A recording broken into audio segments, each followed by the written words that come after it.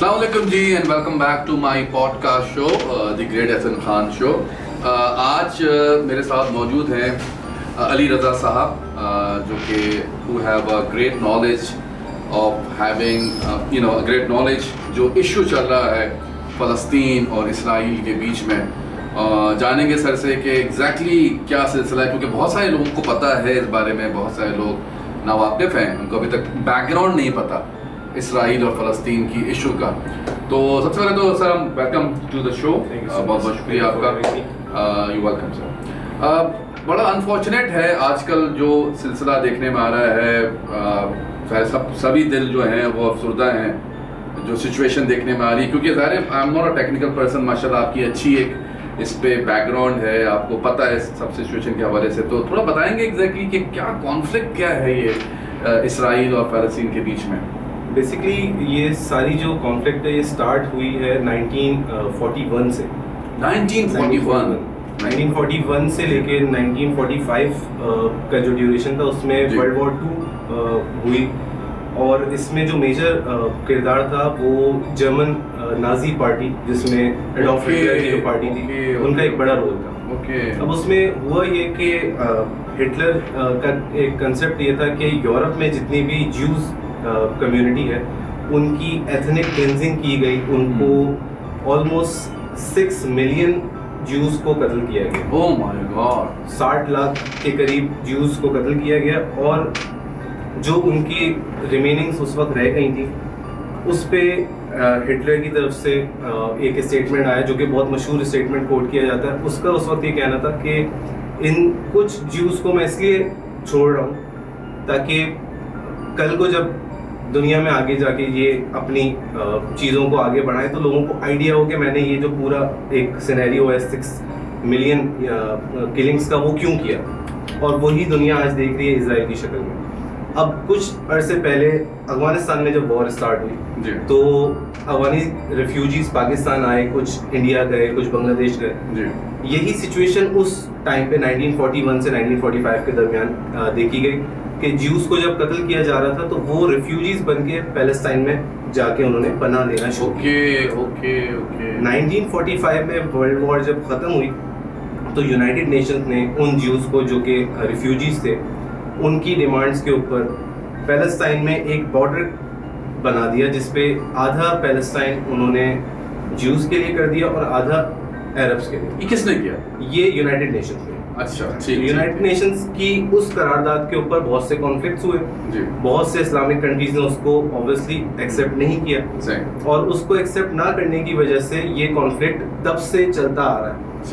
अब पैलेस्टाइन का कुछ अगर हम ज्योग्राफिकल पॉइंट ऑफ व्यू से देखें तो एक साइड पे जॉर्डन, एक साइड पे इजिप्ट, ये एक साइड पे उनके सऊदी अरब, ईरान, ये सारे मुस्लिम कंट्रीज थे, और उन्होंने उस चीज़ को कभी एक्सेप्ट नहीं किया। अब ये हम अगर अपने ऊपर रख के देखें कि अगर अफगान्स यहाँ पर मौजूद थे और आज की डेट में अफगान्स को वापस उनकी कंट्री भेजा जा रहा है क्योंकि अब ऑल थिंग्स आर सॉर्टेड, अगर वो ये कहें कि हम नहीं जा रहे, ये हमारा कंट्री और हमें ही बाहर निकालने के लिए वो पाकिस्तानीज को ही बाहर निकालने, ये सेम सिनेरियो पैलेस्टाइन के लोगों के साथ किया गया कि रिफ्यूजीज बन के वो आए और हल्के हल्के कब्जा करते करते अब ये सिचुएशन रहेगी। कब्जा कैसे करते किस तरह? क्योंकि अगर उन जनरेशन वाइज जैसे उनकी आबादी बढ़ रही थी तो आबादी तो पैलेस्टीन की भी बढ़ रही होगी। अच्छा, मजे की बात ये है कि इस वक्त जो इजराइलीज या ज्यूज हैं वो ओवरऑल वर्ल्ड पॉपुलेशन का 0.3% है। Only 1 crore 60 lakh Jews in the world right now. अब इसमें हैरत अंगेज चीज़ है, लेकिन उससे भी हैरत अंगेज चीज़ ये है कि इन्होंने काम किया अपने कल्चर पे, अपनी एजुकेशन पे, अपनी मिलिट्री पे। अच्छा, इनके यहाँ इनके रूल्स हैं, इन्होंने जो पॉलिसीज बनाई उसमें मैंडेटरी है कि 2 साल 8 महीना ट्रेनिंग लेनी होती है हर इंडिविजुअल को, आर्मी की हर मेल इंडिविजुअल को, और हर फीमेल इंडिविजुअल को 2 इयर्स। ये इनकी मैंडेटरी है। Sorry to interrupt you sir, मैं ये पूछना चाह रहा हूँ आपसे कि जो मेरी अंडरस्टैंडिंग है, जब ये वर्ल्ड वॉर 2 के बाद, it was world war 2 after world war 2 के बाद जब ये आए थे तो सुना इनके पास जूते तक पहनने के नहीं थे। तो फ्रॉम देयर, यानी कि ऐसा नहीं था वो अपने साथ कोई हीरे या सोना लेके आ रहे हैं, तो from nowhere how they become so strong economically इनके पास एक चीज इनको बहुत डे वन से समझ में आ गई थी, क्योंकि ये फाइनेंशियली बड़े स्ट्रांग माइंडेड लोग हैं। इनकी कुछ जो रिमेनिंग्स थी वो यूएस में जाके सेटल डाउन हो गए। ओके। इन्होंने अपनी एजुकेशन पे बहुत काम किया। जो इजराइल और पैलेस्टाइन की जो जमीन है, यहाँ पर जो नेचुरल रिसोर्सेज है, इसमें सबसे ज्यादा तादाद में डायमंड्स पाए जाते हैं। Oh my God. तो इन्होंने उन जगहों को कैप्चर करना शुरू किया। इनके पास इनोवेशन बहुत ज्यादा है। एजुकेशन में 95% literacy rate in the world. इस वक्त यूएस जैसा कंट्री भी 55-56% पे है लिटरेसी रेट में। तो इन्होंने इस चीज पे काम किया।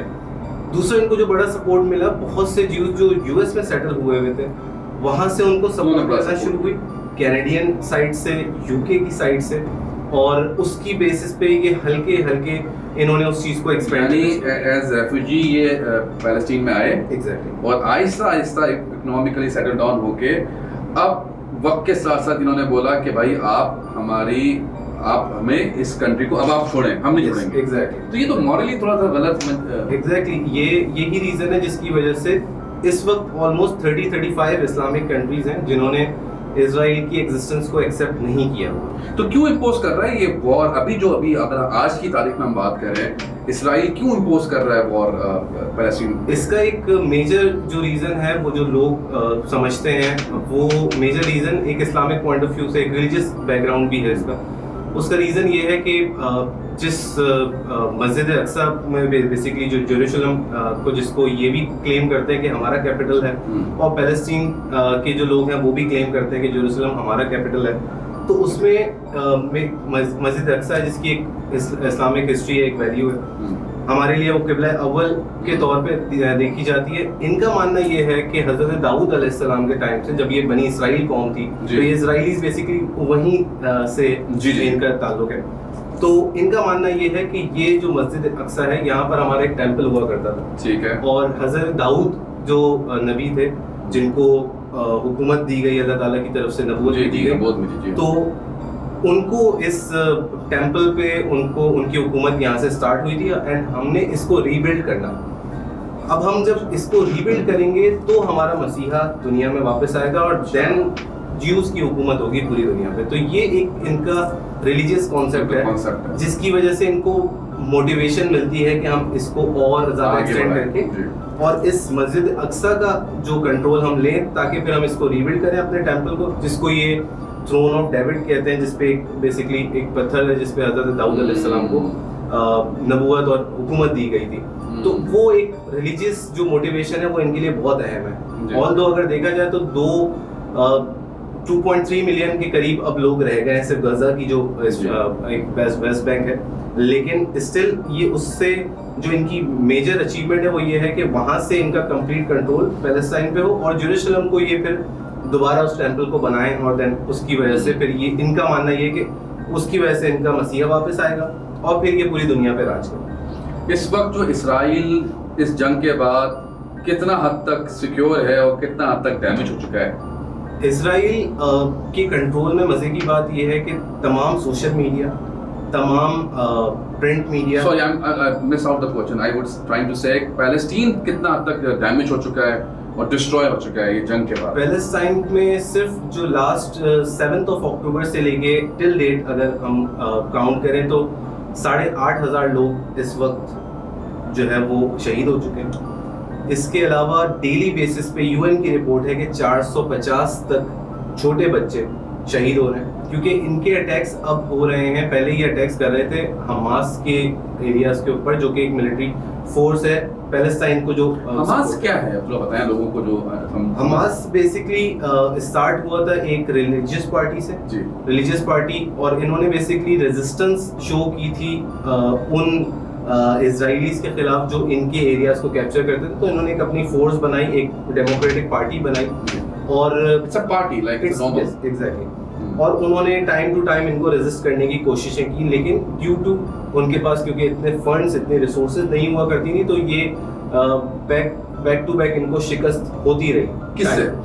इजरायली ये तो ऑन ग्राउंड इनकी ऑन ग्राउंड। अच्छा, क्योंकि 1967 में फर्स्ट टाइम इनकी जंगें स्टार्ट हुई थी और उसके बाद मल्टीपल टाइम्स ये इजराइल से इन्होंने कॉन्फ्लिक्ट्स किए, लेकिन अनफॉर्चुनेटली वो सक्सीड नहीं हो सके। इस बार इनको नुकसान बहुत हुआ है इन टर्म्स ऑफ कैजुअलिटीज बहुत ज़्यादा है। और क्योंकि इजराइल के इस बार इन्होंने ये किया हमास ने कि इनके जो ऑन ग्राउंड फौजी थे, इनके जो ऑन ग्राउंड मिलिट्री ऑफिसर्स थे, उनको कैप्चर किया। अच्छा, उनको अपने पास एक तरह से जो है वो कैप्टिव बना के अपने पास रखा हुआ है। कितने लोग होंगे उन्होंने? इनके पास इस वक्त 250 से 300 ऑलमोस्ट वो हाई प्रोफाइल लोग हैं जो कि इस वक्त हमास के कब्जे में। और यही रीज़न है जो अभी तक ये वॉर कम्प्लीटली इसराइल के फेवर में नहीं गई है। अदरवाइज इनका प्लान यही था कि हम बम्बार्डमेंट करें, हम रॉकेट अटैक्स करें और जितने भी लोग इस वक्त हमास की, क्योंकि इन्होंने इनको बिल्कुल कॉर्नर करके उस स्ट्रिप पे, उस गजा की जो एक बाउंड्री है वहाँ पर लेके आते हैं कि जिसके आगे सिर्फ समंदर है, डेड सी।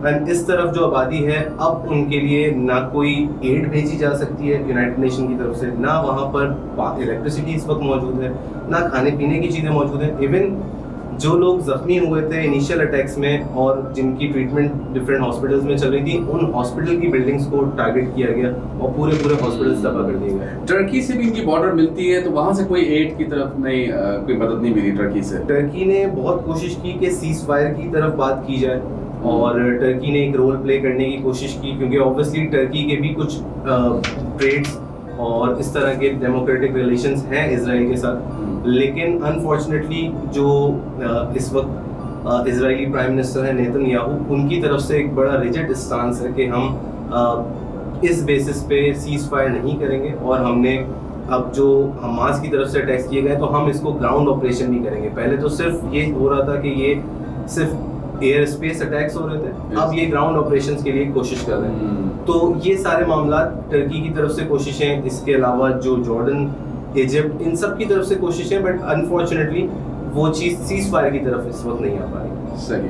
तो इस वक्त आपकी नज़र में ये जो मैंने जितना सुना है कि पैलेस्टीन में जो ज़्यादातर आबादी है वो, आप उसको करेक्ट करेंगे, ये ख़वातीन की है, बच्चों की है, छोटे बच्चों की, यानी मोस्टली जो, तो इट्स ट्रू कि ज़्यादातर ख़वातीन और बच्चे सफ़र कर रहे हैं? बिल्कुल एग्जैक्टली सर, ये इसी तरह से सिचुएशन है कि जैसे एक ज़माने में जंगें हुआ करती थी तो मर्दों की तादाद ऑब्वियसली वो जंग में हिस्सा ले के और कम हो जाया करती थी। तो इस वक्त भी सिचुएशन ये है कि छोटे बच्चों की और ख़वातीन की तादाद बहुत ज़्यादा है जिनको बंकर्स में अपनी जान बचानी पड़ रही है। बंकर्स में उनके पास 3 दिन, 4 दिन, 5 दिन के लिए सर्वाइवल के ऑप्शन मौजूद हैं। उसके बाद वो शायद आउट ऑफ हंगर मरना शुरू हो जाए। अगर वो बच भी गए किसी एयर स्ट्राइक से तो वो शायद उस वजह से मरना शुरू हो जाए। इनकी तादाद बच्चों की सारे 15-16 साल से ज़्यादा छोटे, ज़िंदगी भी नहीं देखी, और इतना अगर एक पल के लिए इंसान अपने ऊपर करके सोचे कि अल्लाह ताला ने हमें महफूज रखा हुआ है, लेकिन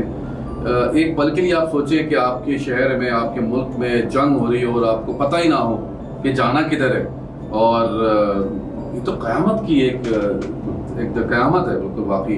तो जो बाकी हमारे जो मुसलमान कंट्रीज़ हैं उनका क्या रोल प्ले है इसमें? उनका सर रोल प्ले इसमें सिर्फ इतना है कि ये यहाँ पर उनके प्रोडक्ट्स को बायकॉट करने की हद तक हम कोशिश की जा सकती है, उनसे ट्रेड ख़त्म की जा सकती है। अभी कुछ वक्त पहले रशिया और यूक्रेन की वॉर स्टार्ट हुई तो जितने भी यूरोपियन कंट्रीज थे इन सपोर्ट ऑफ यूक्रेन, उन्होंने रशिया से ट्रेड को उस वक्त तक के लिए रोक दिया। तो जब प्रेशर हल्के इस हवाले से बिल्ड होता है तो कंट्रीज थोड़ा सा बैकफुट पे जाते हैं। इजराइल को अनफॉर्चुनेटली जितने भी फर्स्ट वर्ल्ड कंट्रीज हैं उनकी एक अनकंडीशनल सपोर्ट हासिल है, और एक इसका ये भी रीज़न कहा जाता है कि फर्स्ट वर्ल्ड कंट्रीज में जो एरिया वाइज है वो बेसिकली ये इजराइल इनकी बी टीम का रोल प्ले करता है, क्योंकि मिडिल ईस्ट में इजराइल आता है और उनकी कोशिश ये है, और जितने भी कॉन्फ्लिक्ट्स इन इस्लामिक कंट्रीज में फैलाए जाते थे ये इनका सारा एक गेम प्लान चलता रहा शिया सुन्नी फसादात देखते हुए। अब कुदरत का निज़ाम इस तरीके से काम किया है कि हमास जो एक पूरी बॉडी है वो कम्प्लीटली सुन्नी मुस्लिम्स जो है वो उसको रन करते हैं। अच्छा। और इनको जो ज्वाइन किया है वो यमन की एक बॉडी है हिजबुल्ला, वो कम्प्लीटली शिया मुस्लिम्स की तरफ से जो है वो इनको, तो वो कंबाइंड सपोर्ट से अब ये इनको डिफीट की तरफ लेके जा रहे हैं। अच्छा, दैट्स वेरी नॉलेजेबल सर। मुझे बताइए कि आपको लगता है ये जो कॉन्फ्लिक्ट है इसराइल और फ़लस्तीन का, ये आगे बढ़ता हुआ नजर आ रहा है कि बिटवीन फ़लस्तीन और इसराइल रहेगा ये आगे कंट्रीज में बढ़ेगा, आपको लगता है? इसमें क्योंकि बहुत सी कंट्रीज अब इन्वॉल्व हैं, क्योंकि इसमें डायरेक्टली बहुत सी वेस्टर्न कंट्रीज इन्वॉल्व हैं और सबके स्टेक्स हैं। क्योंकि आपको बड़ी हैरानी होगी ये जानते हुए, हमारे नाज़रीन को भी, कि दुनिया में जो टॉप 400 बिलियनियर्स हैं उसमें से 100 बिलियनियर्स ज्यूज हैं और इनके स्टेक्स गूगल, फेसबुक, इनके स्टेक्स हॉलीवुड, इनके स्टेक्स न्यूयॉर्क की जितनी भी स्टॉक मार्केट्स हैं उसमें।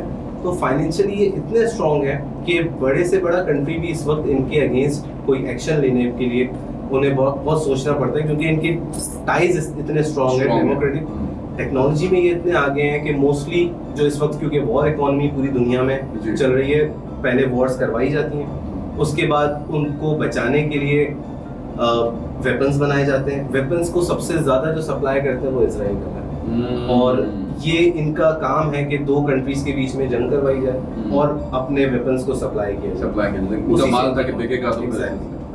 तो ये इस वक्त आपके ख्याल में हमास ने जो इन पे जो अटैक करवाया था, तो आपके ख्याल में ये एक प्रीमेच्योर अटैक तो नहीं था, क्योंकि इसमें एकदम से फिर जो उसका कोई उनके पास सपोर्ट नहीं थी, उसके बाद उनको करना क्या है, आगे का प्लान क्लियर नहीं था, क्योंकि उसके बाद तो उनके इसराइल ने didn't look back, they attacked straight away to Palestine। तो आपको लगता है कहीं ना कहीं थोड़ा सा इतना मैच्योर प्लान नहीं था हमास का, या आपको लगता है ठीक प्लान था?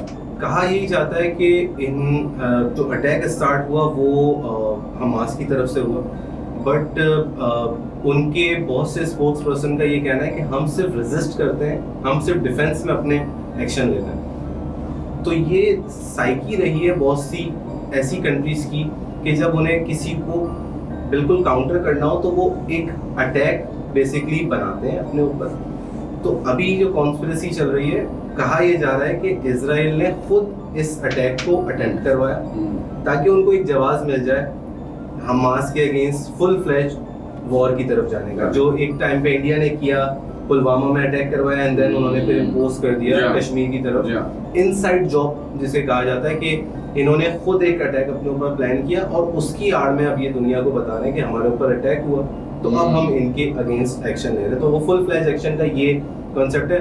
प्रीमेच्योर एक्ट अगर हमास की तरफ से डायरेक्ट किया गया होता तो ऑब्वियसली उनके पास रिसोर्सेज भी होनी चाहिए थी, प्लानिंग भी होनी चाहिए थी, एड भी होती, तो उनको कॉन्सिक्वेंसेस का आइडिया था, इसलिए वो डायरेक्ट शायद हमला ना करते। तो ये अभी तक कॉन्स्पिरेसी है कि शायद ये इजराइल ने खुद अपने ऊपर कुछ अटैक्स करवाए, क्योंकि इनका जो एयर डोम सिस्टम है वो पूरी दुनिया में सबसे ज्यादा मशहूर, इसके बावजूद भी इनको एग्जैक्टली कि इतने अटैक्स ऐसे भी लोग कह रहे हैं खुद करवाए। एग्जैक्टली कि 2011 से अब तक, क्योंकि उनको वार्निंग अमेरिका ने भी दी थी कि देयर समथिंग गोइंग ऑन, और यही warning I think the other country also give them कि भाई देयर समथिंग गोइंग ऑन।